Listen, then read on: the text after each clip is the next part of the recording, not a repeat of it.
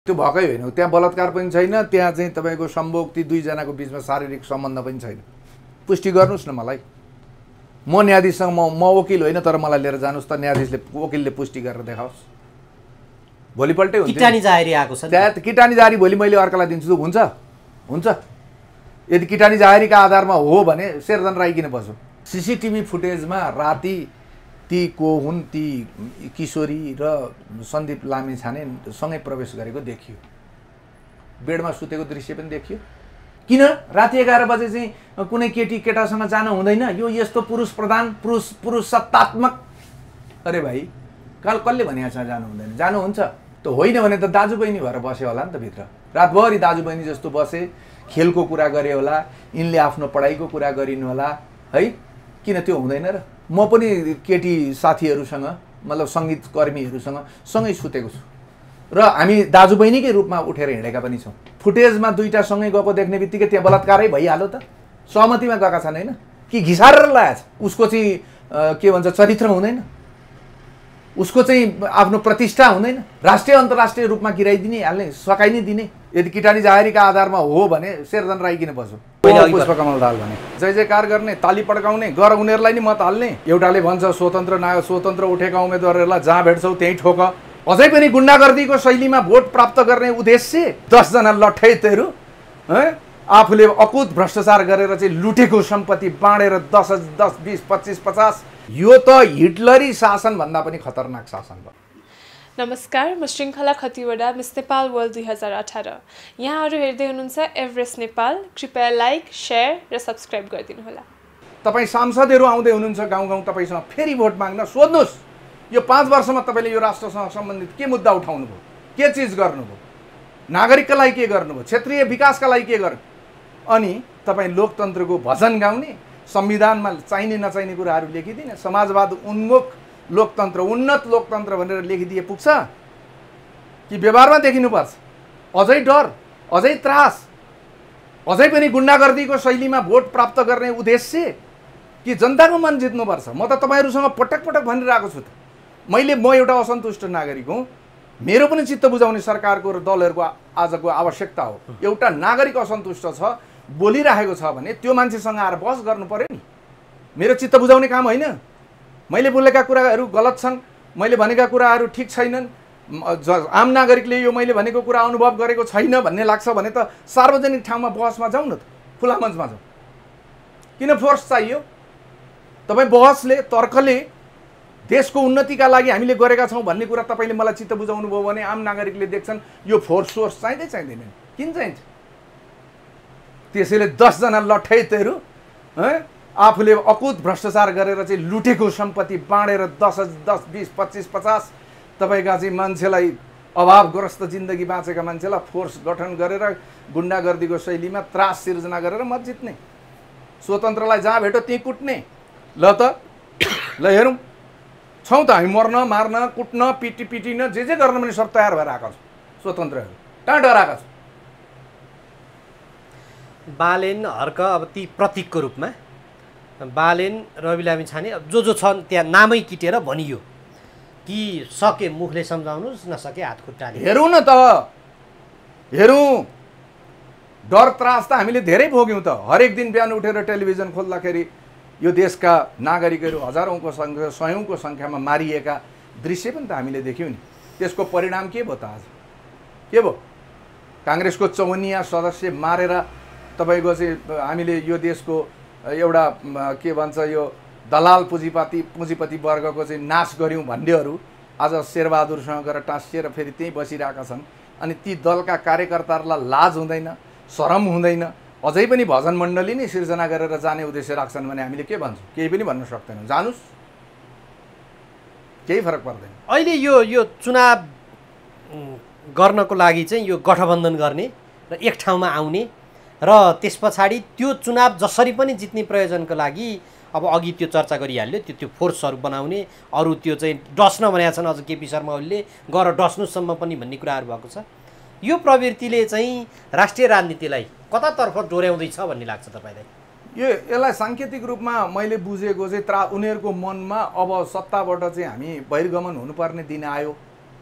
जुन दिन हामी सत्ताबाट बहिर्गमन हुन्छौँ र देशभक्तहरूको शासन सत्ता स्थापित हुने दिन आयो भने हाम्रो बास पूर्ण रूपमा जेलमा हुन्छ।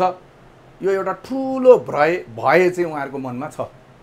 सदनको कार्यकाल लम्ब्याउनु खोजेको नि त्यही भएर थियो। हुनसक्छ भोलि चाहिँ परिणामलाई नै अस्वीकार गरेर यसैलाई कन्टिन्युटी दिने पनि कुरा हुनसक्छ। यसको अर्थ भनेपछि त्यहाँ स्वतन्त्रहरूले जित्लान् अथवा भनौँ देशभक्तहरूले आउलान् भन्ने कुरोमा चाहिँ ठुलो त्रास सिर्जना भइसकेको छ। देशभक्तहरूले यसपालिको चुनावमा मलाई जहाँसम्म लाग्छ दलबाटै गएका प्रतिनिधिहरूलाई पनि आम मतदाताहरूले तिम्रो देशप्रतिको चिन्ता के हो, एमसीसी किन पास गर्यो, एसपीपी भने के हो, नागरिकता विधेयक भनेको के हो, यो चुच्चे नक्साको सवाल थियो नि त्यो के हो, त्यो कहाँ पुग्यो, यो देशसँग जोडिएका यो माटोप्रति चिन्तित हुने नागरिकहरूले देश विदेशबाट यसपालि प्रश्न गर्नेवाला हुनुहुन्छ। उहाँहरू दलकै प्रतिनिधि पनि जितेर आएको अवस्थामा उहाँहरूलाई ती मतदाताहरूले जुन कुराहरू भन्नुहुन्छ त्यहाँ त्यसले मलाई जहाँसम्म लाग्छ उहाँहरूको पनि मनभित्र एउटा फुलदुली पैदा त यसपालि हुन्छ। त्यसैले पालुवाटारमा बसेर बालकोटमा बसेर निर्णय गरेका आधारमा संसदमा निर्णय हुने जुन परिपाटीको चाहिँ विकास भएको छ यो उन्नत लोकतन्त्रमा त्यसप्रति त सांसदहरू अलिकति जागरुक भएरै आउँछन् होला। जो जागरुक नहुने मान्छेहरू छन् तिनीहरू संसदमा उपस्थित धेरै न्यून सङ्ख्यामा मात्रै हुन्छन् होला जस्तो लाग्छ मलाई अहिलेको परिस्थिति। अब त्यसो हो भने त्यो परिणामले पनि देखाउला, दिन धेरै टाढा पनि छैन, त्यो हेरौँ। अहिले प्रधानमन्त्रीले एउटा भनाइ भन्नुभयो, कर्मचारीलाई तलब खुवाउनलाई विदेशबाट ऋण माग्न पर्ने अवस्था छ। किन? उहाँलाई प्रश्न गर्नु किन त? जति बेला यो देशमा राजतन्त्र थियो, जति बेला यो देशमा पञ्चायती शासन सत्ता थियो, जसलाई हामीले निरङ्कुश भन्यौँ 1990सम्म सन् 1990सम्म यो देश आत्मनिर्भर थियो। यहाँ सयौँको सङ्ख्यामा कल कारखानाहरू थिए, उद्योगहरू थिए।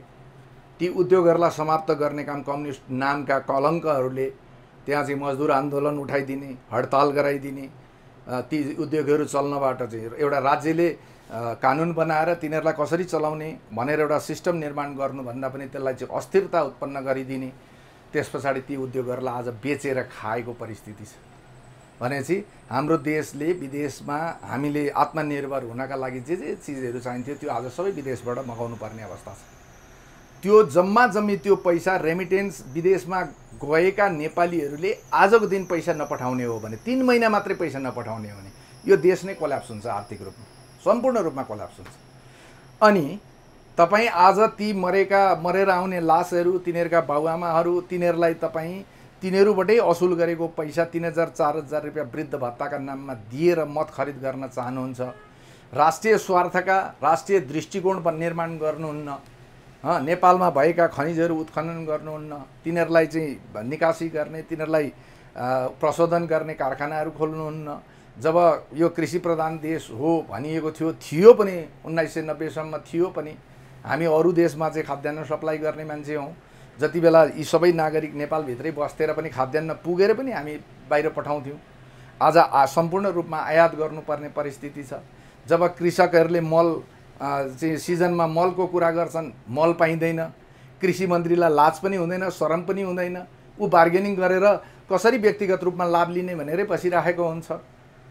अनि यस्तो देश अनि कर्मचारीलाई विदेशबाट मागेर लिएर आएर खर्च नगर्ने, तलब नदिने हो भने त यो देशले आफूले पुँजीको निर्माण गर्न नसकेपछि त्यो त स्वाभाविक हो नि। पुँजीको निर्माण गर्न सक्नु पर्यो नि। खोइ पुँजीको निर्माण तपाईँ जुन पैसा विदेशबाट आउँछ त्यही पैसा त हो तपाईँ यिनीहरू चलाएर आज बसेको छ।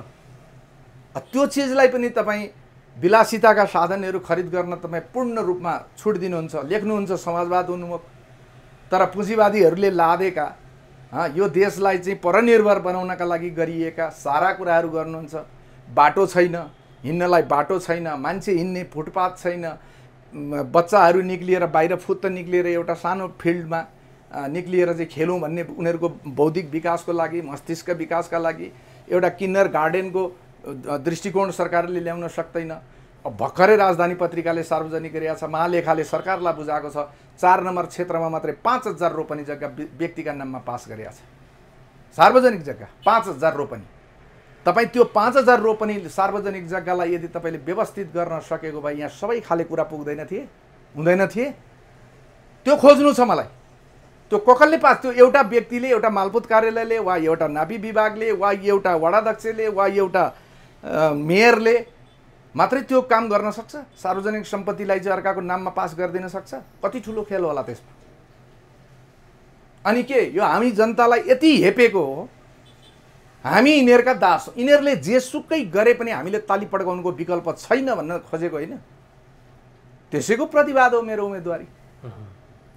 दिएछन् जनताले, नागरिकले, मतदाताले विश्वास गरेर भोट भने संसदमा गएर म यिनै कुराहरूको लागि पट्टा खेल्छु, कुस्ती खेल्नु पऱ्यो भने खेल्छु, जवाब माग्छु।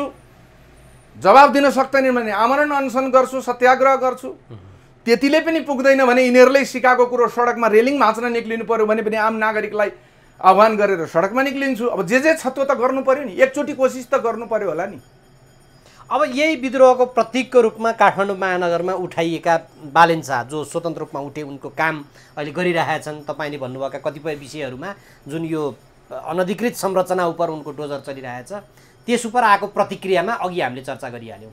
अब अहिले त उहाँलाई सुरक्षा पो अलि बढी बढाउनुपर्छ भन्नेसम्मका कुराहरू आउन थालेका छन्। त्यस्ता कुराहरूले पनि त फेरि अर्थ राख्छ कि फेरि के होला त? सुरक्षा कसले बढाउने? बालेनलाई सुरक्षा दिनुपर्छ। कसले दिनुपर्ने? राज्यले दिने हो भने राज्य नै उहाँको खिलाफमा हो, त्यो राज्यको सुरक्षाको के अर्थ? मुलुकको निष्पक्ष भनिएको पुलिस प्रशासन जसले कानुनको कार्यान्वयनमा कानुन उल्लङ्घन गर्ने मान्छेहरूलाई दण्डित गर्नका लागि कारबाही प्रक्रिया अगाडि बढाउँछ, त्यो स्वच्छ छ? तपाईँलाई लाग्छ प्रहरी प्रशासन आज स्वच्छ छ भन्ने तपाईँलाई लाग्छ? कानुनमा यदि कानुनी हिसाबले कसैले त्रुटि गर्छ, गल्ती गर्छ, अपराध गर्छ, त्यसलाई दण्डित गर्ने ठाउँमा गएर बहस गर्ने वकिलहरू आज पार्टीको झन्डा बोकेर प्रगतिशील र प्रजातान्त्रिक भनेर तपाईँको भातृ सङ्गठनमा रूपान्तरण भएका छैनन्। तपाईँको न्यायाधीशहरू जो न्याय गर्नका लागि सबैलाई, अझ भनौँ तल्लो स्तरको, तल्लो वर्ग जो कानुनी र न्यायको पहुँचभन्दा निकै तल छ, तिनीहरूको संरक्षणका लागि होइनन् अदालतहरू भनेका? आज त्यस्ता छन् न्यायाधीशहरू? तपाईँ त्यस्तो देख्नुहुन्छ? बक्काइदा पार्टीको चाहिँ झन्डा बोकेर तपाईँको अहिले नामै किटेर म भनिदिन्छु, सपना प्रधान मल्ल भनेको पार्टीबाट संसदीय संविधान सभामा गएकी सांसद होइनन्? हो। अनि कसलाई आश गरेर तपाईँ यो कुरा भन्दै हुनुहुन्छ मलाई? कसले दिने? त्यसैले बालेनलाई यदि सुरक्षा दिनुपर्छ भने यो देशका नागरिकहरूले दिनुपर्छ, देशभक्तहरूले दिनुपर्छ उसलाई सुरक्षा। अब त्यो अवस्था नआउने हो भनेदेखि त फेरि काम गर्न पनि असजिलो होला जस्तो छ होइन? मेयर हो कि डन हो सम्म भन्ने प्रतिक्रिया आयो। ठिक छ त, मेयर भनेको कार्यकारी पद हो, देश हितका लागि, आफ्नो क्षेत्रको विकासका लागि डन पनि हो। त्यसलाई त्यसरी बुझ्दा हुन्छ। पावरको त्यो एक्सर्साइज पनि होला। म यतापट्टि जान्छु। अहिले हामीले चर्चा गऱ्यौँ यो देश अगाडि बढ्न नसकेको। हालसालै भारत 5औं विश्वको ठुलो अर्थतन्त्रको रूपमा उदायो। चीन सम्भवतः अब पहिलोमा पुग्दैछ। अब त्यहीको बिचमा बसेको हामी कहिल्यै पराधीन पनि भएन। हामीले हाम्रो हिसाबले देश आजसम्म आइपुग्दाखेरि चाहिँ आजको दिनमा 2 दिन अगाडि समाचार आयो चितवनका किसानहरू लौ न मेरो केरा चाहिँ नि यहीँ कुहियो, मुस्ताङतिरका चाहिँ नि सबै स्याउ ती बोटबाट भुइँमा झरेर सकिए। अनि अब हामी दाल चामल हिजो चाहिँ निर्यात गर्थ्यौँ भनेर एकादेशको कथा भनेर अनि मान्छे निर्यात गरेर बस्नुपर्ने अवस्थामा पुग्यो। फेरि पनि अब यो अवस्थामा देश पुग्दाखेरि प्रधानमन्त्री विदेशबाट चाहिँ पैसा ल्याएर कर्मचारीलाई तलब खुवाउने भन्छन्।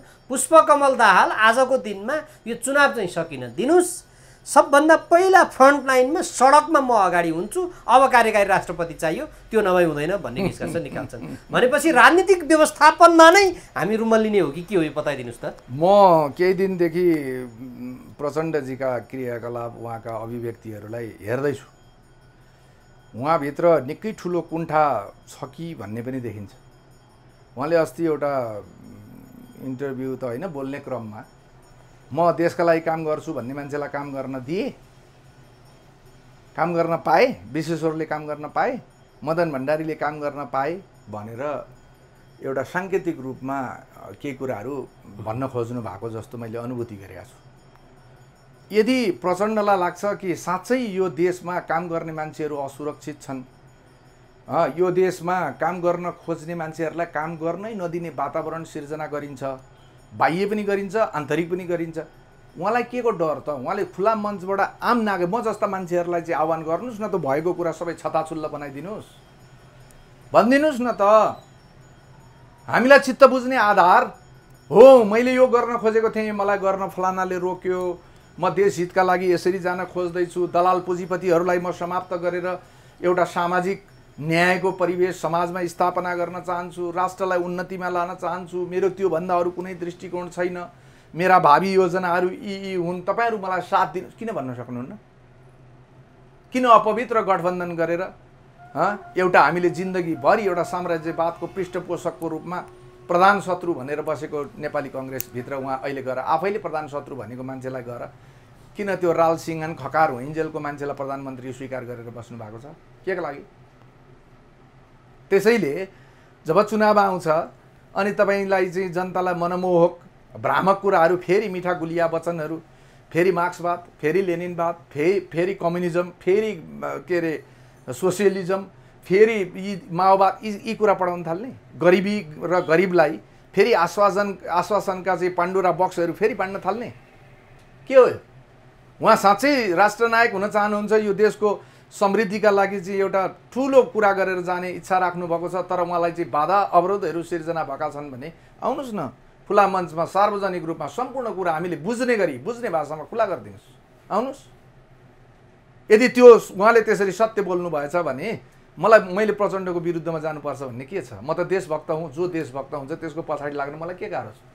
केही पनि गाह्रो छैन। आखिर हामीले त राजनीतिक दल, यो देशमा स्थापित राजनीतिक दल सबैलाई जाँचिसक्यौँ, हेरिसक्यौँ, योभन्दा यो गतिलो, योभन्दा यो गतिलो भन्ने त ठाउँै रहेन। अनि प्रचण्डजीलाई केले रोक्छ? जानुहोस्, गर्नुहोस्, यो देशभक्तहरूलाई चाहिँ सम्बोधन गर्नुहोस्। अहिलेसम्मका तपाईँले अनुभव गरेका, जङ्गलमा बस्दा, भारतमा बस्दा तपाईँलाई सेल्टर दिएर भारतले राखेको कुरो जगजाहेर छ। तपाईँले जतिसुकै झुटो कुरो भने पनि त्यो अब सम्भव छैन। राजकीय सम्मान तपाईँले प्राप्त गरेर बस्नु भएको छ, गोलीगट्ठा भारतबाटै तपाईँले ल्याउनु भएको छ। यी कुराहरू जम्मै सार्वजनिक छ। जानुहोस्, के परिणाम ती चिजले के परिणाम दियो, तपाईँलाई कसले उक्साए, तपाईँलाई कसले सहयोग गरे, के उद्देश्यले सहयोग गरे, त्यो आज यथार्थ कुरा, वास्तविक कुरो मर्नुभन्दा अगाडि त उहाँले नखोले पनि त त्यो त एउटा मान्छेको दिलमा, दिमागमा, इतिहासमा त रहने भयो नि। त्योभन्दा त बरु उहाँले सार्वजनिक गरिदिनु उपयुक्त हो नि त। यो विषयहरू जे उहाँले भन्नुभएको छ। तर मैले एउटा जान्न खोजेको चाहिँ यो सङ्घीयता माओवादीले कहाँ थापेको, अहिले पनि सबभन्दा त्यसको चाहिँ हामी हिमायती भन्छौँ, देशको उनीहरूले सबैले गुहारेको प्रधानमन्त्री, अब म तलब खुवाउन सक्दिनँ, विदेशीले ऋण दिए भनेर अहिले हारगुहार गरेको अवस्था छ। अनि यो अवस्थामा माओवादीले अब फेरि यो कार्यकारी राष्ट्रपतिको नारा किन उडालिरहेको छ? म तपाईँलाई भन्छु, अस्ति एउटा सार्वजनिक माओवादीको समारोहमा उहाँहरूले महाधिवेशन पश्चात पार्टी पदाधिकारीहरू चयन गर्न धेरै विलम्ब गर्नुभयो। तपाईँ जनार्दन शर्मा पार्टीको महत्त्वपूर्ण ठाउँमा सधैँ बसेर आज त देशको अर्थतन्त्र नै सम्हालेर बसेको अर्थमन्त्री, त्यस्तो विवादास्पद हुँदा पनि उहाँलाई संरक्षण गरियो। त्यो भएकै चिज हो, त्यो घुसपैठ भएकै हो। त्यो चाहिँ एउटा दलाल पुँजीपतिलाई तपाईँ नाफा खुवाउने उद्देश्यले करका दरहरू हेरफेर गरेकै हुन्। त्यो उहाँले सफाइ पाए पनि नपाए पनि त्यो भएकै हो। आम नागरिकले बुझ्ने कुरा त्यही नै हो। तर उहाँले सार्वजनिक समारोहमा आफ्ना असन्तुष्टिहरू बडा गजबले म प्रचण्डको आलोचक हुँ भनेर, जसले प्रचण्ड पथलाई स्वीकार गरेर यहाँसम्म आइपुगेर आज महत्त्वपूर्ण मन्त्री हुनुहुन्छ, उहाँले नै म प्रचण्डको चाहिँ कटु आलोचक हुँ भनेर खुलेआम सभामा माओवादी कार्यकर्ताहरू भएको ठाउँमा भन्नुभयो र त्यसलाई प्रचण्डले पनि काउन्टर गर्नुभयो। यति ठुलो अपर्च्युनिटी राष्ट्रिय राज्यको तहमा केन्द्रीय स्तरमा प्राप्त गरेको मान्छे त असन्तुष्ट छ भने तपाईँ कल्पना गर्नुहोस्, यी सङ्घहरू नभइदिने, यी प्रदेशहरू नभइदिने हो भने माओवादीका ती हिजोका चाहिँ विभिन्न आश्वासन दिएर राखेका ती दोस्रो तहका दर्जाका नागरिकहरू, मान्छेहरू, कार्यकर्ताहरू, ती चाहिँ छापामारहरू नै भन्नुहोस्, जो भन्नुहोस्, तिनीहरूले के गर्छन् होला प्रचण्डलाई? तपाईँ आफै विश्लेषण गर्नुहोस्। त्यो त आज कमसेकम 200-400-500 मान्छेलाई त जितुन् आफ्नो ठाउँमा छ, तर तँलाई मैले दिएँ नि भन्ने ठाउँ छ कि छैन? मन्त्री हुने अवसर छ। त्यही भएर जनार्दन भन्ने कुरा त्यहाँ नोकझोकमा त्यहाँ आएको पनि हो र यथार्थ पनि हो। त्यसैले यो प्रदेश भनेको पूर्ण रूपमा कार्यकर्ताहरूलाई भर्ती गरेर केन्द्रीय स्तरमा हुने क्याउ रोक्ने चिजभन्दा बाहेक अरू केही पनि होइन। हो भन्छ भने यो 5 वर्षमा तपाईँ आफै विचार गर्नुहोस्, एउटा दलको एकाधिकार थियो प्रदेशमा, नेपाल कम्युनिस्ट पार्टीको एकाधिकार थियो, पूर्ण बहुमतमा थियो। एउटा दुईटा 2 नम्बर प्रदेशमा मात्रै थिएन, अरू सबै प्रदेशमा थियो। 5 वर्ष टिको। अब बहुमतको सरकार आउँछ प्रदेशमा पनि। मन्त्री हुने लालसा नबोकिकन प्रदेश सभाको सांसद हुन अथवा सङ्घीय सांसदमा पनि मन्त्रीको उद्देश्य नराखिकन कुनै संसद लड्छ, करोडौँ रुपियाँ खर्च गर्छ, ताली पड्काउनका लागि मात्रै आउन चाहँदैन नि। त अब के हुन्छ होला? यी पार्टीको टुटफुट कसरी देखिँदै जान्छन् होला मन्त्री हुने क्रममा? देखियो होइन? मैले त निकै ठुलो समय लगानी गरेको हो नि एमालेमा। माधव नेपाल, झलनाथ खनाल पार्टीका चाहिँ महासचिव भइसकेका, यो पार्टीलाई हुर्काउन बढाउन यत्रो यो स्थानसम्म ल्याइ पुर्याउनका लागि र कार्यकर्ताहरूले उहाँहरूलाई काँधमा झ्यापै बोकेर लिएर गएर प्रधानमन्त्रीको कुर्सी, पार्टीको प्रमुखको कुर्सीमा राखेका हुन् कि होइन? आज फुटेर जानुपर्ने परिस्थिति किन निर्माण भयो? त्यही भागबण्डा अन्तर्गत मन्त्री पाएन, सबै केपी ओलीले एकलौटी गरे। आफ्ना नजिकका मान्छे, आफ्ना चाकडीबाजहरू, आफ्ना वरिपरिका किचन क्याबिनेटका मान्छेहरूलाई लिएर गएर राखे। अरू लाभका पदहरूमा कहिल्यै हाम्रा मान्छेलाई चाहिँ सम्बोधन गरिदिएन। अब अहिले यो भनिएको यो लोकतन्त्रमा के छ त भन्दा हिजोको भन्दा घिनलाग्दो परिस्थितिको निर्माण भएको छ। तपाईँ पार्टीका नेताहरूका घरमा जानुहोस् त, बिहान कत्रो लाइन हुन्छ, तिनीहरू किन गएका? त्यहाँ माग्न जान्छन्, रुन जान्छन्, कराउन जान्छन्। तिनीहरूले पार्टीभित्रका उनीहरूका हिजोका सम्पूर्ण गतिविधिलाई नजिकबाट निहालेर हेरेको छ। हेर्नुहोस्, त्यसरी निहालेर हेरेको मान्छेले भोलि यो पो गर्दैला कि, भोलि त्यो पो गर्दैला कि, भोलि यसो पो गर्दैला कि, भोलि उसो पो गर्दैला कि, डर पनि छ। अब तिनीहरूलाई व्यवस्थापन गर्नलाई ठाउँहरू त चाहियो। त्यसैले राजदूतमा भागभण्डा चाहियो। राज्यका महत्त्वपूर्ण निकायहरूमा, संवैधानिक निकायहरूदेखि लिएर अरू अन्य निकायहरूमा जहाँ पार्टीगत रूपमा, दलगत रूपमा चाहिँ त्यो ठाउँमा चाहिँ मनोनयन गरिन्छ, त्यस्ता ठाउँहरूमा भागभण्डा माग्ने भए।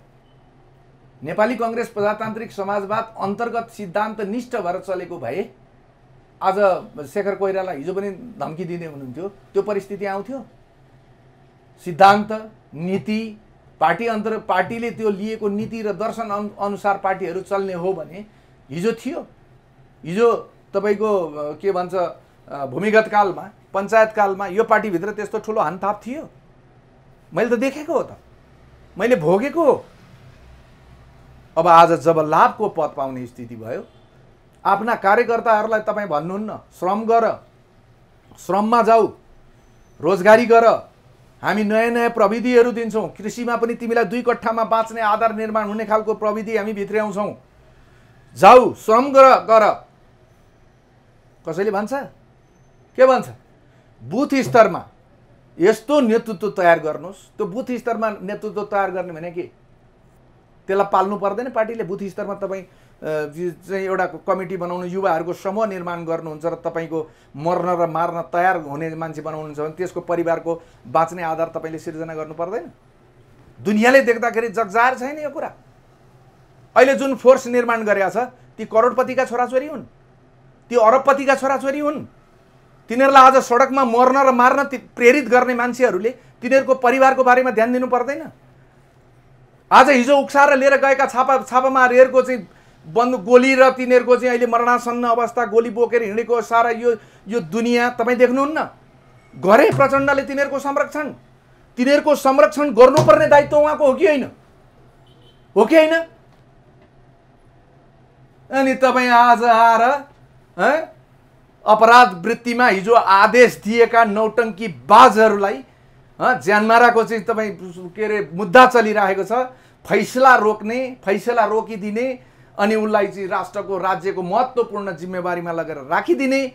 हिजो गरिबका छोराछोरीहरूलाई लगेर जङ्गलमा बन्दुक बोकाएर मार्न र मर्न लगाउने, अङ्गभङ्ग गराइदिने, बुर्जुवा शिक्षा भनेर पढ्न नदिने, अनि आज खाडीमा तपाईँ विस्थापित गरेर अनि तिनीहरूले कमाएर ल्याएको पैसामा मोज मस्ती गर्नुहुन्छ भने यो ढाँडको खेती कहिलेसम्म चल्छ? कहिलेसम्म चलाउनुहुन्छ?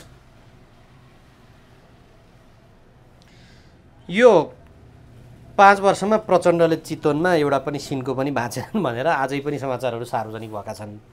हुन त अब ती कामहरू कति गर्लान् नगर्लान्, त्यहाँ जबरजस्ती भोट लिने प्रक्रिया पनि होला, हिजोको दिनमा त्यो देखियो पनि। तर अब त्यसो भने आगामी दिनको राजनीतिक परिदृश्यमा यस्तै तरिकाले अब जनताहरूले अझै पनि सोचेनन् भने, आगामी मङ्सिर 4 पछि पनि यस्तै प्रवृत्ति दोहोरिराख्यो भने के होला? देश दोहोरिँदैन। तपाईँहरूको उपस्थिति त्यही भएर हो, त्यही नदोहोऱ्याउनको लागि हो। यो देशको माया भरै त हो नि भाइ, नत्र भने म पनि राजनीतिमा धेरै लामो समय अध्ययन गरेर देखेर बुझेर आएको मान्छे। मलाई त्यो लाभको पदमा, सांसद पदमा, मन्त्री पदमा त्यो चासो सरकार भएको भए तपाईँ जानुहोस् त अहिले देशमा चाहिँ यो भएका पार्टीका कुन चाहिँ अध्यक्षले मलाई चिन्नुहुन्न, कुन अध्यक्षले मलाई बोलाएर भनेको छैन, कुन अध्यक्षले मलाई चाहिँ तपाईँ के चाहनुहुन्छ भनेर सोधेको छैन। मैले यति बोल्न सक्ने मान्छे हुँ। यो अहिले टिकट पनि बरु, यो टिकट भन्दा नि उम्मेदवारी पनि बरु तपाईँ चाहिँ नलिदिनुहोस्, तपाईँलाई पछि हेरौँला भनेर त्यस्तो आश्वासन कुनै त? त्यो त मेरो स्वभाव सबैलाई थाहा छ। त्यो हिम्मत कसैले पनि गर्दैन। कुनै पनि मान्छेले, कुनै पनि दलको मान्छेले मलाई त्यो लाभको पद भोलिका कुरा यो कसैको ताकत छैन, त्यो गर्नै सक्दैन। मेरो स्वभाव, मलाई लाग्छ यो नेपालमा धेरैभन्दा धेरै नागरिकलाई मेरो स्वभावको बारेमा जानकारी छ।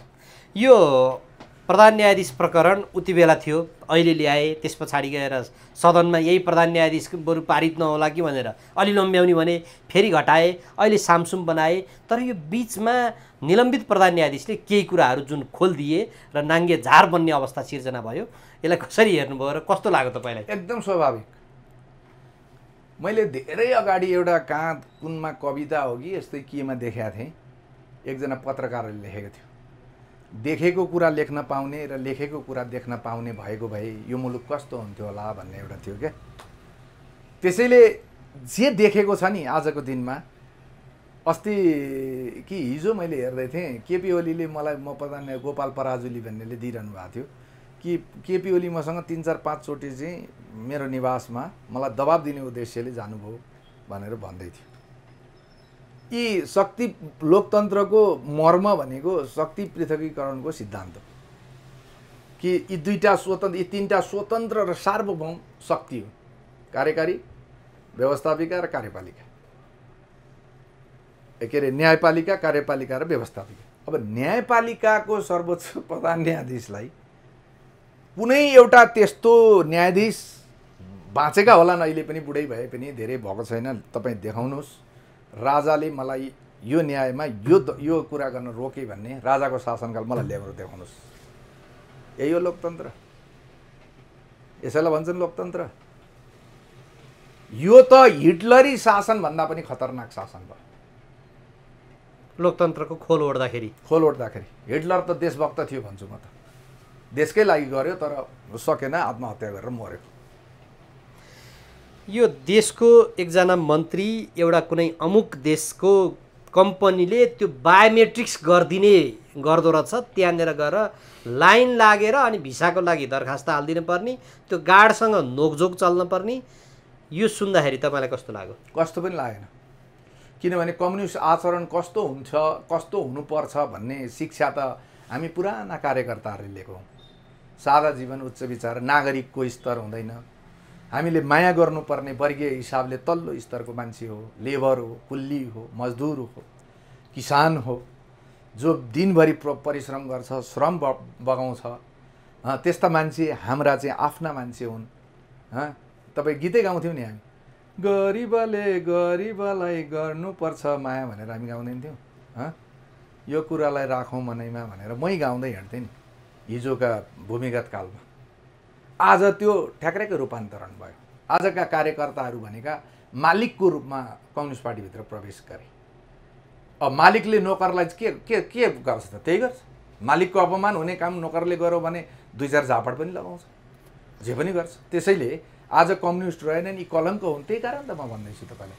अब यो घटनामा के भएको थियो ती सबै कुराहरू पटाक्षेप नभएको र त्यसलाई यतापट्टि छोडौँ। तर एउटा विषय चाहिँ देशको कुनै विकसित देशको मन्त्रीले अर्को देशको सम्मेलनमा जानु पर्यो भने के ऊ अर्को उसमा गएर दरखास्तको लागि भिसाको लागि लाइन लागेर सर्वसाधारण चाहिँ त्यस्तो गरेर जान्छ कि हाम्रो मात्रै यो मैले सुनेअनुसार त पञ्चायत कालभरि पनि कुनै पनि मन्त्रीले भिसाको लागि दरखास्त हाल्न गर्नन्। यो हामी संसारमा हाम्रो पासपोर्ट कति कमजोर भयो, हामी नेपालीलाई हेर्ने दृष्टिकोण संसारभरिका मान्छेहरूमा संसारभरिका देशहरूले कसरी मूल्याङ्कन गर्न थाले भन्ने कुराको पुष्ट्याइ हो। त्यो मन्त्रीको रूपमा त्यो जुन देशमा उहाँ जान चाहनुहुन्छ त्यसले त्यो मन्त्रीको हैसियतमा उहाँलाई हेर्नै सक्दैन, हेर्दै यो मन्त्री हो नै भन्दैन उसले। त्यसो भए यो देशका मन्त्रीले, यो देशको सरकारले अब तिमीले चाहिँ मलाई लाइन लगाएर सर्वसाधारण चाहिँ म त देशको प्रतिनिधित्व गरेर एउटा विशिष्ट पदमा आएको थिएँ, अब बायोमेट्रिक्स एउटा प्रक्रिया होला, ल ठिकै छ, त्यस्तो गरेर मलाई ल्याउँछौ भने म तिम्रो देशमा त्यसरी लाइन लागेर दरखास्त हालेर म त्यो सम्मेलनमा सहभागी हुन्न भनेर निर्णय लिन सक्छन्, त्यो ल्याकत राख्छन्। त्यो ल्याकत राख्ने भएको त हाम्रो एकै दिनमा चाहिँ हाम्रो संसारभरि हाम्रो के भन्छ पासपोर्टको उचाइ माथि पुगिहाल्छ नि। के कुरा गर्नु, तैँले मैले नै गरेको छु त्यो काम। कतिवटा चाहिँ मलाई भिसा नदिँदाखेरि ला तेरो देश मलाई जानु छैन भनेर उसले दिएको त्यो रिजेक्टेड उसैको अगाडि च्यातेर मागेको छु। किन म लुक्न जाने हो र? मेरो देश त यी संसारका सबैभन्दा आज हामी नालायक भयौँ त्यसको कारणले नै मेरो देश पछाडि परेको हो। यिनीहरूले आज कृत्रिम रूपमा चाहिँ जुन सुन्दरता आफ्नो देशलाई दिएका छन् त्यो त प्रकृतिले मेरो देशलाई त जन्मिँदै कहिल्यै पनि परालम्बन नखेपिकन मेरो देशलाई दिएको हो नि। यति सुन्दर संसार कहाँ छ मलाई देखाउनुहोस्। अनि किन मैले अर्काको देशमा जानु पर्यो? यिनीहरूलाई त के छ, त्यो उच्च तहमा पुगिसकेपछि यिनीहरूका छोराछोरी विदेश पठाउनु पर्छ, यिनीहरूका छोराछोरीलाई बाहिर पठाउने हो। ताल परे भोलि भाग्नुपर्ने परिस्थिति निर्माण भयो भने भागेर जानलाई चाहिँ आज त्यसलाई रेकर्डेड भिसा सजिलो पाइन्छ, त्यस पछाडि त्यो गराउनु छ। त्यो हो नि त। खैर अब यो असाध्यै गम्भीर परिदृश्य निर्माण भयो। तर अब अहिले अन्तिममा भएको भएर केही अरू विषय उठाउँछु। पछिल्ला दिनमा यहाँ कहिले अमेरिकन उच्च अधिकारीहरू आउँछन्, अब अहिले चीनका पनि उच्च अधिकारी नेपाल आउने कुराहरू आइरहेको छ। उहाँको यो भ्रमणपछि, किनभने सभामुखको भ्रमण रहेछ, सभामुखले केही अगाडि अमेरिकन सभामुखले ताइवानतिर जाँदा झन्नै फेरि द्वन्द्व पो आउँछ कि क्या विश्वमा जान भन्ने खालको कुराहरू आयो, त्यहाँ झन्नै त्यो छनक देखियो। अब चीनले फेरि यहाँ सभामुख पठाउँदैछ, के देख्नुहुन्छ आगामी राजनीतिक परिदृश्य? ताइवानमा त्यो काम पछाडि अहिले त्यो टरिसकेको भन्ने लाग्छ तपाईँलाई? टरेको त मैले भनिनँ, झन्नै देखियो भन्नु हो। त्यति बेलै नै त्यसरी ब्लास्टको रूपमा अहिले देखिरहेछ त। अमेरिकन जङ्गी बेडा ताइवानको सिमानामा आएर रोकिएर बसेको छ त। सामरिक हिसाबले अमेरिका आएर बसेको छ त, त्यहाँ जङ्गी बेडै आइसक्यो। अहिले पनि मिसाइलहरू एट्याक भइरहेका छन्। आफ्ना चाहिँ तपाईँ सुरुङहरू खनेर नागरिकहरूलाई त्यस्तो परिस्थिति निर्माण भयो भने सुरुङभित्र जानु भनेर आदेश नै फरमाइरहेछ ताइवानले। अहिले यो युद्ध हुन्छ भन्नेमा हामी लगभग चिन्तित छौँ भनेरै ताइवानका मन्त्रीहरूले बोलिरहेका छन्। अब नेपालको पनि त्यही हो। अमेरिकन कुनै न कुनै रूपमा नेपालमा प्रवेश गर्न चाहन्छ, ताइवानकै हिसाबले प्रवेश गर्न चाहन्छ। त्यसलाई नियन्त्रण गर्न, त्यसलाई रोक्न चाहन्छ। त्यो दुईटै कुरा हाम्रा लागि स्वीकार्य पनि नहुनुपर्ने र त्यो दुईटै कुरा हाम्रो देशको सार्वभौमिकता, हाम्रो देशको अखण्डता, हाम्रो राष्ट्रिय स्वार्थ, हाम्रो राष्ट्रिय आम नागरिकहरूको भोलिको भविष्य, यो सबैलाई चाहिँ नकारात्मक असर पुर्याउने खालका छन्। त्यसैले त्यो त नहुनुपर्ने हो। तर हाम्रा नेताहरू चुकिसकेका छन्। राजा हटाउँदा यिनीहरूले के अरे दण्डवत गरेर कति ठाउँमा ल्याप्चे लगाएका छन्। आफू बाँच्नका लागि यिनीहरूले कति ठाउँमा चाहिँ तैँले भनेका सबै कुरा मान्छु, म तेरो कार्यकर्ता, तेरो खेतालाको रूपमा काम गर्छु भनेर चाहिँ प्रतिज्ञापत्र बुझाएका छन्। त्यसैले यिनीहरू त्यसलाई इग्नोर गर्न, त्यसलाई टाल्न, त्यसलाई चाहिँ होइन भन्न, नो भन्न सक्दैनन्। त्यसैले आजको दिनमा नबिकेका, कर्तव्यनिष्ठ, माटोप्रति प्रेम भएका देशभक्तहरूको खाँचो त्यही भएर त भएको हो नि भाइ। त्यसै कारण त हामी आज त्यो देशभक्त एउटा देशभक्तहरूको समूह जाउँ सार्वभौम संसदभित्र भनेर कोसिस त त्यति त हो नि, अरू के हो? समूहको रूपमा आउनुहुन्छ कि स्वतन्त्रहरू त्यहाँ आएर समूह होलान्? अहिले त हामीले त्यसरी राष्ट्रिय सम्मेलन गर्न पनि पायौँ, एक अर्काका दृष्टिकोणहरू बुझ्न पनि पायौँ। अहिले पनि चुनाव हुन्छ कि हुँदैन थाहा छैन, चुनावै नहुन पनि सक्छ। मैले एकजना चाहिँ वरिष्ठ पत्रकारले मलाई फोन गरेर भन्दै हुनुहुन्थ्यो कि यी वरिष्ठ भनिएका नेताहरू हार्ने परिस्थिति भयो भने यिनीहरूले चुनाव गराउँदैनन् भनेर मलाई भन्दै हुनुहुन्थ्यो। त्यस्तो परिस्थिति भएर यिनीहरू साँच्चै हार्ने भए, हार्न त हार्ने नै भए, यिनीहरू हार्छन् हेर्नुहोस्।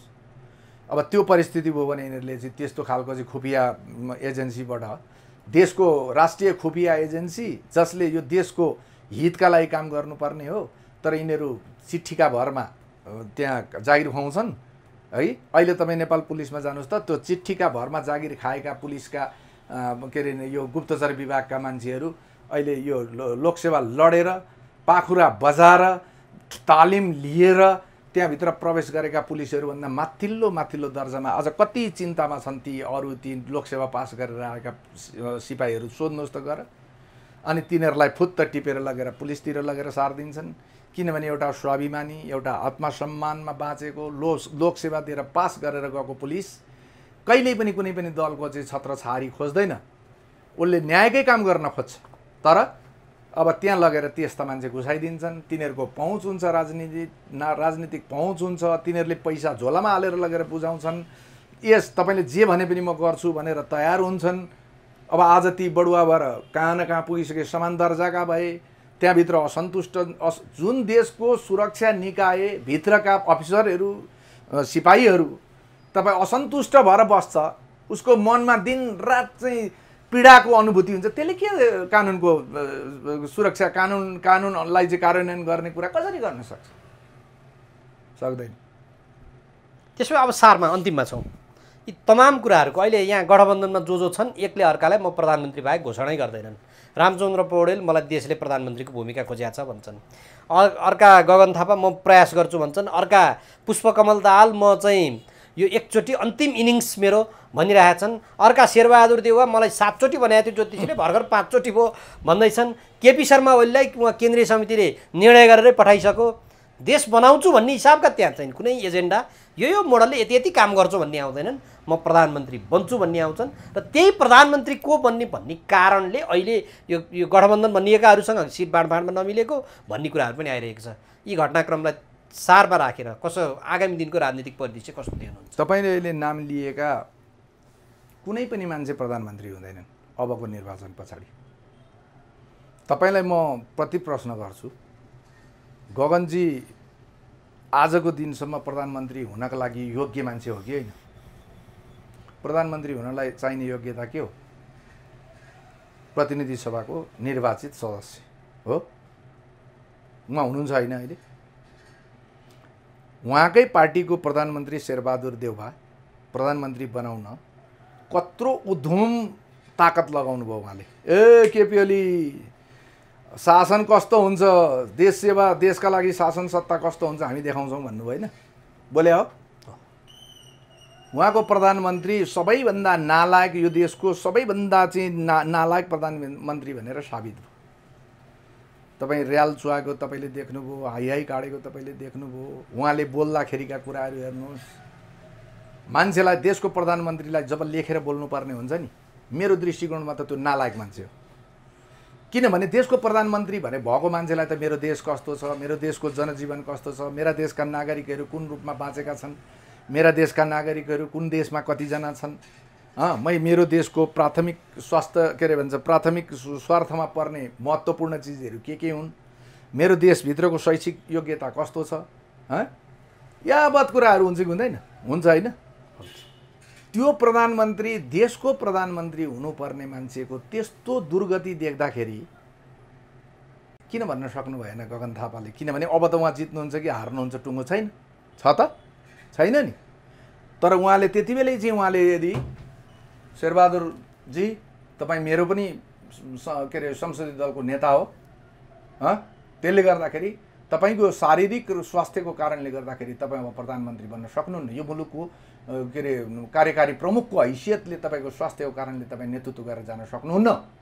त्यसैले तपाईँ छोड्नुहोस् अबको प्रधानमन्त्री म भन्ने किन सक्नु भएन गगनजीले? किन सक्नु भएन? आज उहाँको ठाउँ छ त्यो भन्ने थियो र त उहाँ चुकाउनु भयो भने आज शेखर कोइराला, रामचन्द्र पौडेल, कृष्ण सिटौला, प्रकाशमान सिंह, विमलेन्द्र निधि, उहाँभन्दा दोस्रो तहका नेताहरू कति छन्? यही बालकृष्ण खाँडले गगन थापालाई प्रधानमन्त्रीको त्यो स्वीकार गर्नु होला? जुन गगन थापालाई 6 महिना प्रधानमन्त्री बनाइदिइसकेपछि काम गर्न सकेन भनेर निकालेपछि उहाँले अहिले लडाइँ गर्न सक्नु भएन। तिमीले मलाई के कुरामा कम देखाएर दियौ न भन्न सक्नु भएन भने अब यो यहाँ चुनाव जित्ने आधार मान्छेसँग जब एजेन्डा विहीन हुन्छ नि मान्छे, जब मान्छेले अविश्वास गर्न थाल्छन् नि, हो त्यस पछाडि मान्छेले चाहिँ यस्ता स्टन्टहरू चाहिँ आफ्ना मतदाताहरू समक्ष पेश गर्ने गर्छ। प्रधानमन्त्रीको रूपमा अहिले स्टन्ट मात्र फालियो त्यसो भए। एकदम त्यो भयो भने मत आउँछ कि भन्ने आशा। एकदम त्यो स्टन्ट बाहेक अरू केही पनि होइन, त्यो पूर्ण रूपमा स्टन्ट हो। अब त्यसो भए ठ्याक्कै भनिदिनुहोस् त मङ्सिर 4 पछिको परिदृश्य के हुन्छ? यो 52-53 को जस्तै अस्थिर राजनीतिक जुन परिदृश्य देख्यौँ हामीले त्यो खालको हुन्छ कि तपाईहरू सबै त्यहाँ स्ट्रङ भएर अगाडि प्रस्तुत गरेर चुनावै पहिलो कुरा त यिनीहरूले गर्छन् गर्दैनन् मलाई थाहा छैन। यो शङ्का अझै पनि जारी भयो। मलाई व्यक्तिगत रूपमा मलाई छ, चुनाव हुन्छ कि हुँदैन भन्ने कुरा मलाई अहिले पनि शङ्का छ। दोस्रो कुरा यिनीहरूका अभिव्यक्तिले के देखाउँदैछ भने जुनसुकै अवस्था सिर्जना भए पनि चाहे त्यो मुलुक रहोस् या मुलुक नरहोस्, यो मेरो कुरालाई गम्भीरतापूर्वक सुन्नुहोस् तपाईँ, यो मुलुक यो देश सार्वभौम नेपालको रूपमा रहोस् या नरहोस् त्योसँग हामीलाई सरोकार छैन, तर सत्तामा हामीले एन केन प्रकारेण पुग्नुपर्छ। अहिले यिनीहरू कार्यकर्ताहरूलाई त्यसो भन्दैछन्। म फेरि सडकमा आउँछु, अब मार्नु परे, कुट्नु परे, हान्नु परे, जे गर्नु परे पनि गर, यस्ता अभिव्यक्तिहरूले के सङ्केत गर्छ भने जनताको स्वच्छ मत परिणाम, जनताले चाहिँ स्वच्छ एउटा विवेक प्रयोग गरेर दिने मत भन्दा पनि कुनै हालतमा त्यो कुनै हालतभित्र जेसुकै पर्छ मारिदेऊ, हाम्रो विपक्षमा आएकोलाई मार्नु परे पनि मारिदेऊ, ठोक्नु परे पनि ठोक्देऊ, हिर्काउनु परे पनि हिर्काइदेऊ, त्रास सिर्जना गर्नु परे पनि त्रास सिर्जना गर, पैसा प्रलोभन दिँदा हुन्छ भने पनि प्रलोभन गर, तर जितेर आऊ। यो 5 दलीय गठबन्धन अहिले जुन भनिराखेको छ र प्रतिपक्ष भनेर जुन एमालेलाई भनेर यी दुईटैको अहिलेको त्यो अवस्था सिर्जना भएको छ। मेरो दृष्टिकोणमा असल देशभक्त, पहिला तपाईँ पार्टीको कार्यकर्ता कहिल्यै पनि नभन्नुहोस् मैले गल्ती गरेँ, धेरै लामो समयसम्म गल्ती गरेँ। म तपाईँहरूसँग हात जोडेर बिन्ती गरेर भन्छु, पहिला हामी नेपाली हौँ। यो देशबाट बाहिर निक्लिने बित्तिकै हाम्रो पहिचान भनेको जम्मा जम्मी नेपालीमा रूपान्तरण हुन्छ। त्यहाँ राई हुँदैन, लिम्बू तपाईँ को भन्दा म राई हुँ भन्छ त कसैले, म नेपाली हुँ भन्छ। त्यसले गर्दाखेरि हाम्रो पहिचान नेपाल र नेपाली नै हो। हाम्रा वीर पुर्खाहरूले गर्वसाथ यो सार्वभौम देशलाई आफ्नो रगतले साटेको यो मुलुक, यसलाई जोगाउनको लागि पहिला तपाईँ कार्यकर्ताबाट मुक्ति, आफ्नो आत्मालाई मुक्त गर्नुहोस्, मुक्ति दिलाउनुहोस्। एकपटक आखिरी यो बहुदलीय व्यवस्थाको विकल्प छैन, बहुदलै कायम होला भोलिका दिनमा पनि, यी दल फेरि पनि हुन्छन्। तर म आम मतदाताहरूलाई एकचोटि के आग्रह गर्न चाहन्छु भने यिनीहरू डामेर छोडेको साँडै जस्तो भए। हाम्रो विकल्प के छ र? उही पञ्चायतले निर्विकल्प पञ्चायती व्यवस्था भने जस्तो हाम्रो विकल्प को हुनसक्छ र? त्यसैले कि त काङ्ग्रेस हो कि त कम्युनिस्ट हो, त्योभन्दा बाहेक त अरू कुनै शक्ति छैन। ती पनि फेरि एकै ठाउँमा बसेका छन्। होइन, त्यो त उनीहरूको त साँठगाँठै छ नि, हरेक आन्दोलनमा, हरेक खानेकुरामा, हरेक त्यसमा कहाँ छ त, त्यो त सबै ठाउँमा छ नि त, होइन? त्यसले गर्दाखेरि यो यिनीहरूको यो जुन दम्ब छ, यो दम्बले यो देशलाई सुदृढीकरण गर्ने, यो देशका नागरिकहरूलाई एकतामा सुदृढ गर्ने, यो देशको सामाजिक सद्भावलाई कायम गर्ने, यो चिजतिर उन्मुख भएको देखिँदैन। समृद्धितिर लाने यस्तो कुनै पनि हिसाबमा देखिँदैन। 20 खर्बभन्दा माथि पुगिसक्यो देशको ऋण, 1 खर्ब 9 करोड, 1 खर्ब 9 अरब वार्षिक हामीले नेपालले खाएको ऋणको ब्याज आज मात्रै हेर्दै थिएँ मैले, 1 खर्ब 9 अर्ब तिर्नु पर्दो रहेछ। मलाई भन्नुहोस्, त्यो विदेशीहरूले जुन लोन दिएको छ आज नेपाललाई, त्यो पैसा के धितो राखेर? ब्याङ्कले त धितो नराखी त कुनै पनि चिज दिँदैन, दिन्छ? केपी ओली, शेरबहादुर देउबा अनि यी अरू भनेका प्रचण्ड, यिनीहरूको फोटो राखेर अनि त्यो धितोमा यिनीहरू बसेर दिएको हो त्यो पैसा? हाम्रै घर, हाम्रै जग्गा, किनभने यो देशमा त सरकारी चिज त केही पनि छैन नि, हामी व्यक्तिको चिज हो नि, त्यो चिज लगेर राखेर त्यस पछाडि त्यो ऋण लिएको हो। भोलि त्यो पैसा तिर्न त्यो हामीले चाहिँ विदेशी मुद्रामा तिर्नुपर्छ। आजको दिनमा हाम्रा भाइ छोराहरू विदेशमा बाक्सामा बन्द भएर आए पनि काम गरेर पैसा पठाउँदैछ। ठ्याक्कै विदेशी मुद्रा आर्जन गर्ने यो स्रोत रेमिटेन्सको यो स्रोत बन्द हुने हो भने के हुन्छ? अब पनि नचेत्ने, अब पनि कार्यकर्तै भएर हिँड्ने, जिन्दाबाद। तपाईँले र मैले तिरेको करमा मोज मस्ती गरेर बसेका नेताको जिन्दाबाद गरेर यिनीहरूकै पछाडि पछाडि चाहिँ ताली पड्काउँदै कुद्ने। ठिक छ, यसै गरी कुद्ने हो भने त म त 3 करोड भित्रको एउटा मान्छे त हो नि, के फरक पर्छ मलाई? मलाई केही फरक पर्दैन। त्यसैले मलाई परिणामसँग मतलब छैन भन्छु नि। मलाई परिणामसँग मतलब छैन। एकपटक मैले मेरो नागरिक दायित्व, मेरो चेतनाको स्तरले बुझेको नागरिक दायित्व म पुरा गर्छु। यदि मलाई नागरिकले मतदाताले विश्वास गरेछन् भने म देखाउँछु, सक्छु भन्ने हिसाबले गएको। भएन भने के भयो त? 3 करोड मध्ये म पनि त एउटा हो नि, के फरक पर्छ? अझ मेरो त सेतै फुलिसकेँ, झन्डै झन्डै 60-6 दशकमा पुग्न लागेँ। के फरक पर्छ र मलाई? मेरो जीवन त कटाएँ। चिन्ता त मलाई भावी पुस्ताक हो, भोलिको पुस्ताक हो। त्यसैले गर्दाखेरि मलाई त्यस्तो छैन। तर म फेरि पनि भन्छु, तपाईँहरूलाई म अहिले तपाईँहरूले भन्ने बित्तिकै म अन्तर्वार्ता किन दिन्छु भन्दाखेरि, जति सक्दो आम मान्छेले यो मेरो कुरा यदि चित्त बुझ्दैन भने मसँग आएर बहस गरौँ। म त्यहाँ 2-4 जना नेताका पिछलग्गु भएर स्वास्नी छोराछोरी पालेर बसेका हिजडाहरूको कमेन्ट हेर्छु। ए भाइ, तिम्रो ताकत छ भने किन त्यहाँ आऊ न, मेरो फोन नम्बर बकाइदा यो तपाईँसँग मागे पनि दिइहाल्नुहुन्छ, आऊ मसँग बसेर गफ गर, सार्वजनिक ठाउँमा जाउँ, तिमीले चित्त बुझायो भने त म मानिहाल्छु नि। मैले के विरोध गर्छु? मैले तिमीलाई चित्त बुझाएँ भने तिमीले मान्नु पर्यो। आऊ बहस गरौँ न त, तिम्रो नेतै लिएर आऊ यार, एकचोटि पार्टीको प्रमुखै लिएर आऊ न। चित्त बुझाएछन् भने त म छोडिदिइहाल्छु नि। थोडी म यहाँ चाहिँ यो केही पाउनका लागि चाहिँ दौडधुप गरेर गएको मान्छे भएर। मेरो त सबै मान्छेलाई पहिला नेपाली हुनुहोस्। तपाईँको छोराछोरी जो विदेशमा छ आज त्यसको पहिचान भनेको नेपाली नै हो। जति नेपाल र नेपालीको शान बढ्ने हो त्यति नै तपाईँ हाम्रा छोराछोरी जो विदेशमा बसेका छन् भने तिनीहरूको पनि इज्जत गरिमा बढ्ने हो। आज भएको मन्त्री लाइनमा बस्न जानु पर्दैन। त्यस पछाडि जब हाम्रो चाहिँ संसारले हाम्रो चाहिँ क्रेडिबिलिटी भन्छ अङ्ग्रेजीमा, हाम्रो सक्षमता, हामीलाई मूल्याङ्कन गर्ने आधारहरू, त्यो चिजमा चाहिँ जब संसारको हाराहारीमा हामी पुग्छौँ त्यस बेला हामीलाई के को चाहिँ त्यो भिसामा लाइन लागिराख्नुपर्छ? किन त्यो गराइराख्नु पर्यो? तर यहाँ त छदम रूपका चाहिँ मन्त्रीहरू छन्। अनुहारै मिल्छ कि मिल्दैन थाहा छैन। रातो पासपोर्ट बेचेर चाहिँ दुनियाँ चाहिँ यो के हामीलाई मात्रै जानकारी हुने कुरा हो र? यो त संसारलाई जानकारी भएको कुरा हो। रातो पासपोर्ट बेचिदिन्छन्, हेर्नुहोस्। अनि तपाईँको मन्त्री भनेर किन छोड्छ उसले? यस्तै हो भने कुन दिन प्रधानमन्त्रीको पनि सबै कुरो छानबिन गरेर सबै चिज गरेर, या अब त कानुन पनि यस्ता फितला हुँदो रहेछन्, अब बिस्तारै आउँदै जालान्।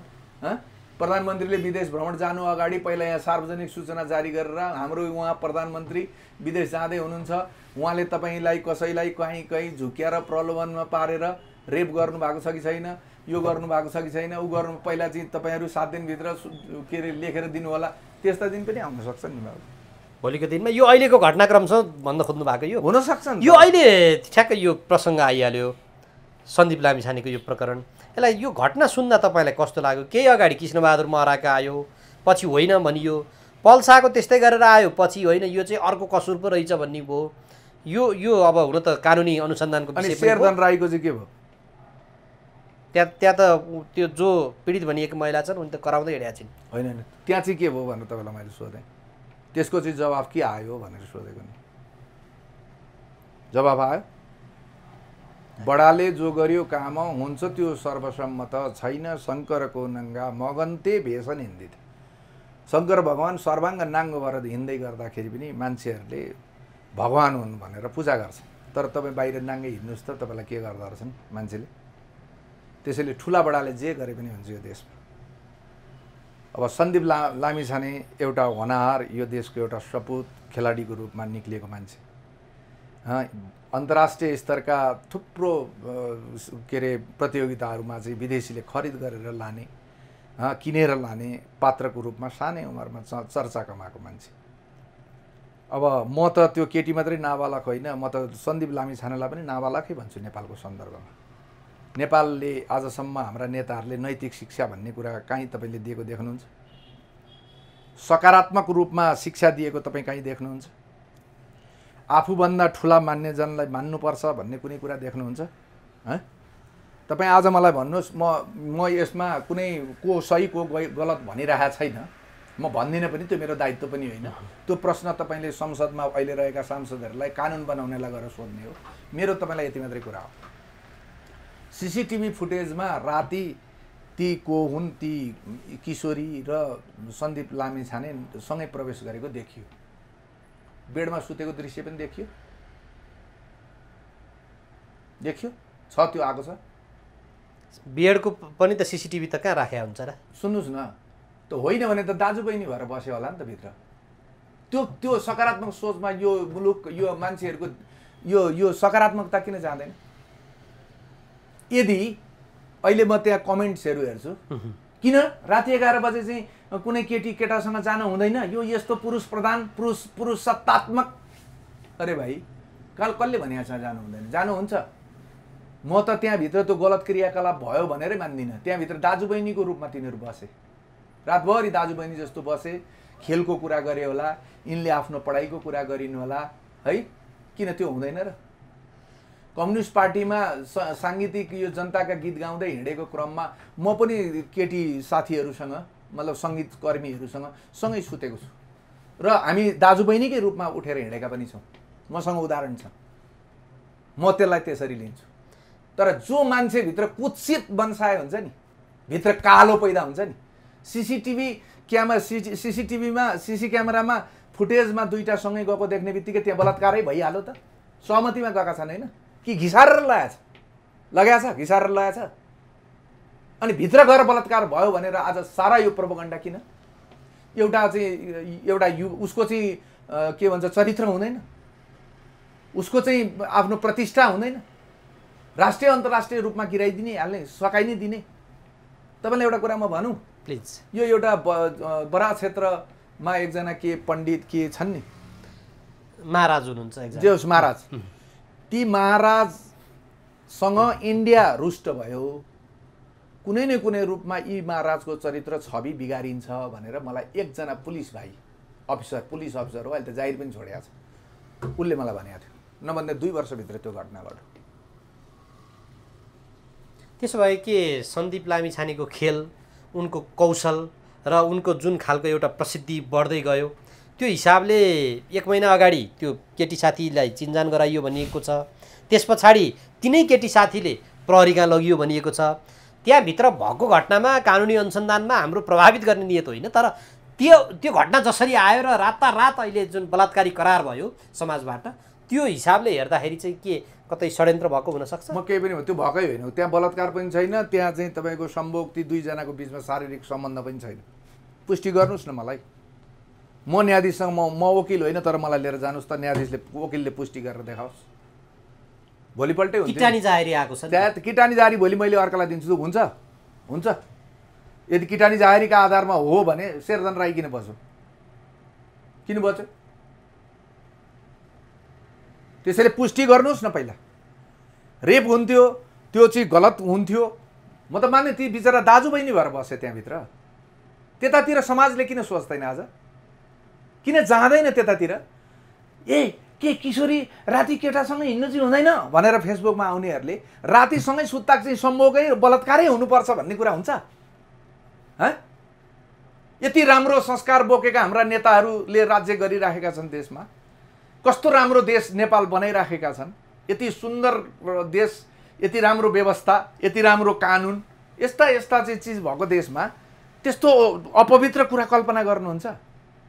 माओवादी जस्तो माओवाद बोकेको मान्छेले आज विपिवादमा गएर चाहिँ समाहित भएर देशमा यति राम्रो क्रान्तिको बिजारोपण भइरहेको छ, अनि तपाईँ त्यहाँभित्र त्यस्तो अपवित्र कार्य चाहिँ सन्दीप लामिछानेले गरौँ भनेर क्रिया त्यस्तो सोच्नुहुन्छ? हुँदैन त्यस्तो सोच्नु। म त सोच्दिनँ। त्यो अहिले ती नाबालिग बिचरा नाबालिगको के विचार हुन्छ, के बुद्धि हुन्छ, कसले उचालिदियो अनि भनिन्, तर त्यो होइन, त्यो यथार्थै होइन। त्यो तपाईँलाई फेरि महिला अधिकारवादीहरू अथवा सबै पुष्टि गरून् न, मसँग आएर पुष्टि गरून्। कसले देख्यो त्यहाँ भएको कसले देख्यो? को महिला अधिकारवादी? म पनि हेर्छु। डलर खाएका भरमा, डलर डकारेका भरमा, फोकटिया नचाहिने कुरा। ल सार्वजनिक बहस गर। ल सन्दीपले होइन भन्नु, के हुन्छ? ल होइन, कन्या डक्टरले लेख्ने कन्या जाली होइन, कन्या जाली भनेको सन्दीपले गरेर मात्रै टुट्ने हो कन्या जाली कि त्योभन्दा अगाडि पनि टुट्न सक्छ? नचाहिने कुरा चाहिने कुरा भोलिपल्ट किन भएन, त्यही दिन किन भएन, बिहान उठेर किन भएन? अनि तपाईँ यार दाजु बहिनीको हैसियतमा बसेका मान्छेलाई लान्छना लगाएर नचाहिने कुरा गरेर फोकटिया कुरा गर्ने, त्यस्तो अपवित्र कुरा चाहिँ यो देशमा गर्ने यति राम्रो बनिएको छ त? कानुन सबैलाई समान हो भने किन त्यो शेरधन राईलाई चाहिँ भएन? महिला अधिकार कर्मी कहाँ गए त? ती को त्यो नारी चाहिँ महिलासँग सम्बन्धित होइन? को हुन् ती महिला अधिकार कर्मी? एक दुईचोटि तिनीहरूको अनुहार पनि मलाई देखाउनुहोस् न। तिनीहरूको पछाडि लाग्यो भने तिनीहरूको पनि दुई चारवटा कुरा निकाल्न सक्छु कि? ल्याउनुहोस् त। म पनि राम्रै के अरे जनाधार भएको मान्छे, धेरैजनाले चिनेको मान्छे हुँ। यसले त मान्छेको चरित्र समाजलाई सिध्याइदिन्छ भाइ। यो कस्तो चिज नेपालमा यो ल्याइरहेको छ? त्यसैले यी खतरनाक कुराहरू कानुनमा संशोधन गर्नुपर्छ, यस्ता चिजलाई तत्काल रोक्नुपर्छ। त्यसैले संसदमा म गएँ भने मेरो हैसियत भएछ भने गरौँला। म डराउँदिनँ नि, तपाईँका महिला अधिकार कर्मीसँग पनि डराउँदिनँ, मानव अधिकार कर्मीसँग पनि डराउँदिनँ। नेपालका मानव अधिकार कर्मीहरूले के गरे, कसो गरे मलाई पनि थाहा छ। म पनि उनीहरूसँगै त्यो अभियानमा हिँडेको मान्छे हुँ। महिला अधिकार कर्मी हेरौँ, महिला अधिकार कर्मी यो देशमा आज महिला अधिकार कर्मीको कुरा अरू ठाउँमा अरू त्यस्तो कहीँ देखिँदैन, विभत्स छ त। अनि यहाँ लिएर आएर एउटा अलिकति होनहार हुने, अलिकति राष्ट्रको लागि चाहिँ केही योगदान दिन सक्ने मान्छेलाई डलर खाएका भरमा लिएर आएर समाप्त गर्न खोजिन्छ भने त्यसको प्रतिकार त हुन्छ भाइ, मजाले प्रतिकार गर्नुपर्छ। यो घटनाहरू जसरी आए, मैले महराको उदाहरण दिएँ, पल्साको पनि दिएँ। पल्साको बलात्कारै भनिएको थियो, पछि होइन भन्ने कुराहरू आयो।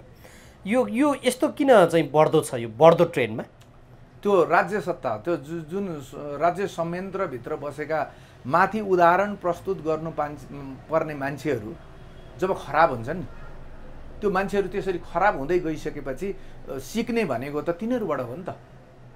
आम साना बालबालिकाहरूले सिक्ने भने के? पञ्चायतमा नैतिक शिक्षा भन्ने हुन्थ्यो, यसो गर्नु हुँदैन, यसो गर्नु हुँदैन, यसो गर्नु हुँदैन, यसो गर्नु हुँदैन, यसो गर्नुपर्छ।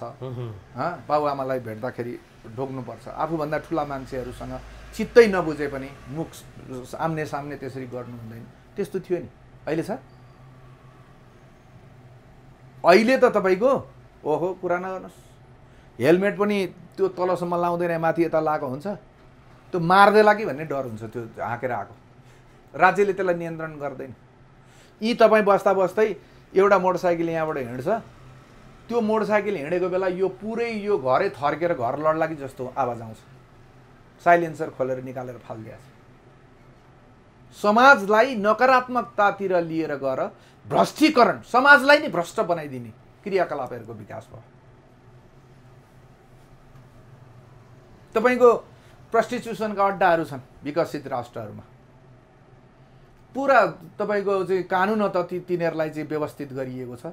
एउटा निश्चित ठाउँ तोकेर त्यो ठाउँमा चाहिँ प्रस्टिट्युसनको व्यवसाय नै, त्यसलाई व्यवसायकै रूपमा मान्यता दिएको छ। त्यहाँ बसेका छन्, विदेशबाट आएर पनि बसेका छन्, त्यहीँका पनि बसेका छन्, तर राज्यले तिनीहरूलाई वैधानिकता प्रदान गरेको छ। त्यो के भन्छ सेक्स टुरिज्म होइन, त्यो आउने टुरिस्टहरू पनि त्यसको लागि पनि आउँछन्, राष्ट्रलाई पनि फाइदा भयो। त्यो यौनकर्मीहरूले बाँच्ने एउटा आधार पनि निर्माण भयो भन्छ। लगभग यिनीहरूको यी लोकतान्त्रिक भनिने देशहरूका यी मुम्बईमै तपाईँ कोठीहरू तपाईँ प्रशस्त देख्नु, रेड लाइट एरिया भनेर बकाइदा त्यो देखाइदिएको छ। तर यहाँ आचरणको यी ठुल्ठुला चाहिँ भन्नु न, भाषणमा यी ठुल्ठुला कुरामा क्या नेपाल त या वा ठुल्ठुला कुरा गर्छन्। यहाँ प्रस्टिट्युसनको चाहिँ यसलाई वैधानिकता देऊ भनेर कसैले भन्यो भने त त्यसको घरै जलाइदिने बेर लाउँदैन। तर काठमाडौँमा कति होला सर्वे गर्न सक्नुहुन्छ?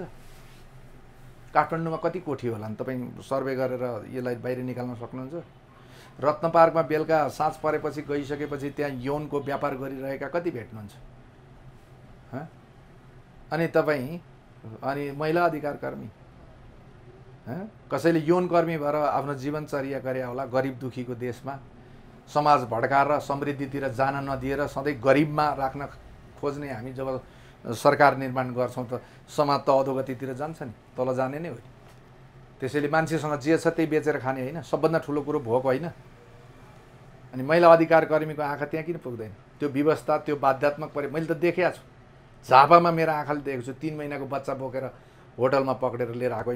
मेरो पुलिस भाइ इलाका प्रहरीको इन्चार्ज थियो। म मेरो भाइलाई भेट्न जाँदाखेरि मैले हिरासतमा देखेँ, 3 महिनाको बच्चा रोइराखेको। हिरासतमा गएर हेरेँ, 15-16 केटी पक्रेको छ। त्यो महिला पनि पक्रेको छ। म माथि गएँ, भाइलाई केमा पक्रेको थियो भन्दाखेरि त यौनकर्मी, इन्डियाबाट आएको मान्छेहरूसँग होटलमा पक्रेर लिएर आएको। अनि यो न्यायोचित हो भाइ? मैले नै सोधेँ, यो न्याय हो? त्यो 3 महिनाको बच्चालाई जुन दुध खुवाउने पैसा छैन, राज्यले काम दिन सक्दैन, रोजगारी दिन सक्दैन, जो लोग्ने रक्सी खाएर हिँडिरहेको होला अथवा कहाँ होला, बाहिर कतै होला, घरमा बाँच्नका लागि मान्छेसँग जे छ त्यही बेच्ने त हो नि। उसले आफूसँग जे थियो त्यही बेची। अनि तैँले यो थुनेर कि त यिनीहरूको गर्नु पऱ्यो भने चाहिँ कानुनले गर्ने हो नि दाइ, मैले गर्ने त होइन नि। कानुनमा जे छ हामी त त्यसको कार्यान्वयन गर्ने न हो। यो कानुन हो, यस्तो कानुनले गर्छ।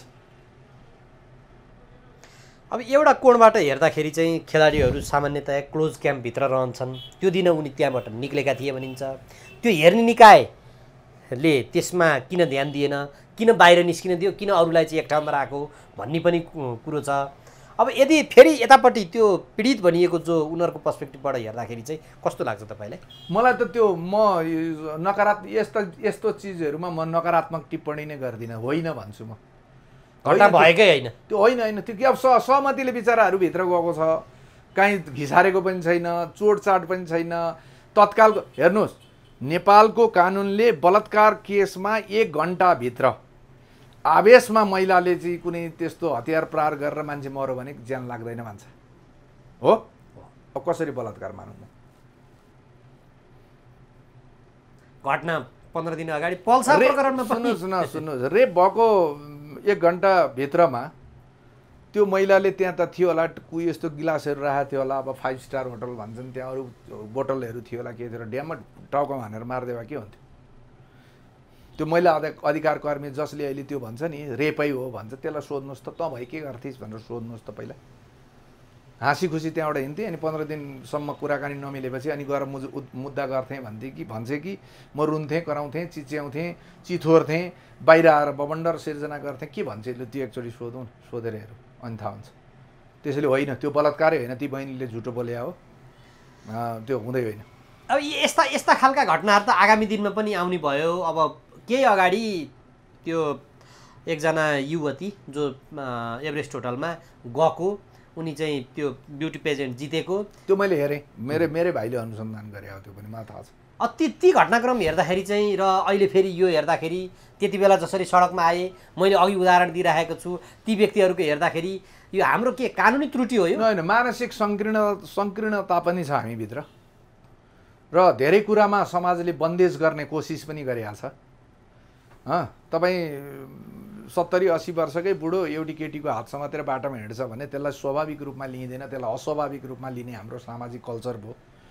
सुसंस्कृत समाजको निर्माण भनेको त बन्देजले होइन, त्यसलाई त चेतनाले खोल्नुपर्छ, चेतनाले त्यसलाई जागृत गर्नुपर्छ।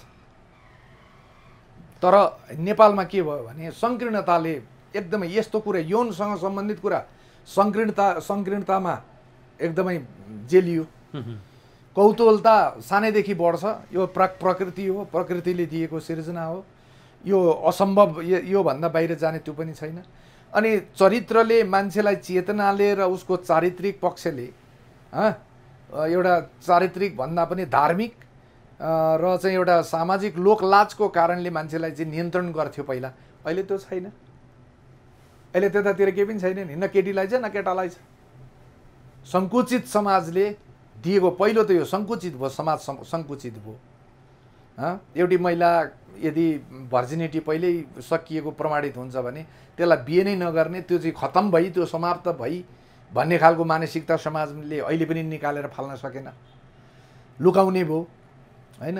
अब खुसियाली खुसी साथ तपाईँ कसैसँग गएर चाहिँ यो प्रकृति चिजको म इन्जोय यो गर्छु भनेर कसैले जान्छ भने पनि त्यसलाई पनि सहज रूपमा स्वीकार्ने हाम्रो सामाजिक परिवेश छैन। अब के गर्नु? हुँदा त अहिले तपाईँको वैवाहिक बलात्कार, श्रीमतीको इजाजत बेगर चाहिँ अब त्यस्तो भने समृद्ध कानुन बने, चेतनाको स्तर चाहिँ भ्यागुत्तामा गएर चाहिँ कुवाभित्र बसिया छ। अनि म्याच नगरेको त्यो म्याच भएन कि, म्याच हुन सकेन। संसारकै उत्कृष्ट संविधान बनाउनेमा ड्याङडुङ कानुनहरू बनाइदिए, सबै खुसी पार्ने गरी के थियो सब गरिदिए है। महिला अधिकार कर्मीहरूले दबाब दिए, डलरले दबाब दियो, ड्याङ्की ड्याङ हानिदिइहाले। त्यसका चाहिँ नकारात्मक ए बाबा जस्तो बोट रोपेको कागतीको बोट रोप्नलाई फलाउनलाई त कागतीकै बोट रोप्नु पर्यो नि। यो संविधानले जे रोपेको छ बिस्तारै बिस्तारै सामाजिक रूपमा सद्भाव बिथोलिने क्रम जारी छ। अब बिस्तारै बिस्तारै बिस्तारै यो हाम्रो देश नै कोल्याप्स हुन्छ भन्ने चिन्ताले त अहिले हामी गएको हो नि त। बिस्तारै त्यतातिर गइसकेको छ। सन्दीप लामिछाने प्रकरणमा चाहिँ अब यो विषयमा धेरै कुरा नगरौँ भाइ, छोडिदिनुहोस् यो कुरा, छोडिदिनुहोस्। यो मेरो विचारमा दबावले आजभोलि दबावले फैसलाहरू हुन्छन्, न्यायाधीशहरू पनि दबावमा पर्ने गर्छन्, जसको कारणले गर्दाखेरि यस्ता खालका फैसलाहरू आउँछन्। तर मलाई लाग्दैन एउटा सन्दीप लामिछाने जस्तो होनाहार युवा, एउटा खेलकुदको क्षेत्रमा साउथ एसियामै तपाईँको एउटा राम्रो सम्भावना बोकेको कलिलो युवाले त्यस्तो काम गर्यो होला, रेप गर्यो होला, त्यो गर्यो होला, मलाई भन्ने लाग्दैन पनि। म त्यसमा विश्वास पनि गर्दिनँ। दाजुभाइ नै राति गफ गरे होला, बस्यो होला, बिहान उठे गए, म त्यसरी सोध्छु। हुन्छ, यो महत्त्वपूर्ण विचार र समयका लागि म यहाँलाई धन्यवाद र आभार व्यक्त गर्छु। तपाईँलाई पनि धेरै धेरै धन्यवाद भाइ।